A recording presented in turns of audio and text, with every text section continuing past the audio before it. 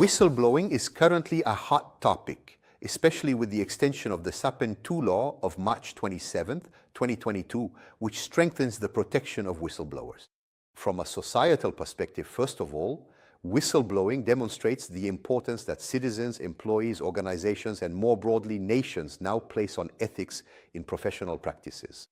Whistleblowers are becoming guardians of morality, people who dare to speak out to expose unethical practices within organizations. From a legal standpoint, whistleblowers are protected by the Sapin II Law. This law strengthens the protection of whistleblowers. Professionals faced with situations involving dilemmas must blow the whistle by following 3 key steps. First, inform the hierarchy. Second, contact the internal ethics committee, judicial or administrative authorities. And finally, third, alert the general public. The law therefore provides protection for whistleblowers against retaliation from the company. Yet, professionals generally prefer to share the secret within their immediate circle.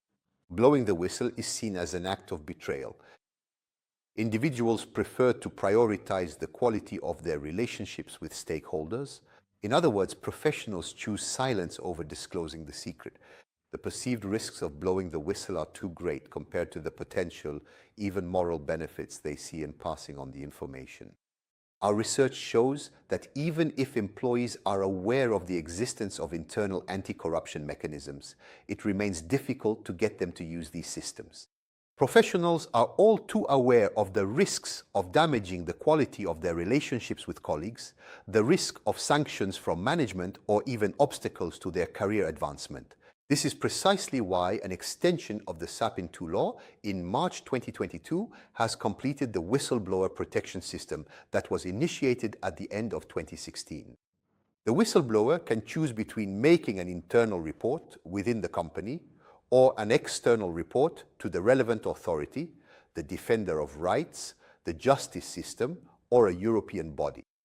Professionals regularly face 5 major ethical dilemmas in the daily management of their business. First dilemma, the conflict of interest between professional situations and the personal interests of the decision maker. For example, when you have to choose a supplier and one of them is a family member. The second dilemma is called the magnitude of consequences. This technical term refers to situations in which a decision leads to potentially negative consequences for stakeholders, for example, for consumers and their health. The third dilemma, meanwhile, refers to timing, when a decision can have a negative impact extremely quickly on clients, suppliers, the government, or even consumers. The fourth dilemma concerns social consensus, where teams or even their superiors suggest making decisions that are not entirely in line with charters or codes of ethics. Finally, the last dilemma concerns paternalism, when a person in authority imposes a decision that does not comply with professional ethics. In summary, professionals are often exposed in their daily practice to unethical situations and must take a stand. Employing organizations, for their part, are held responsible for the professional practices of all their employees.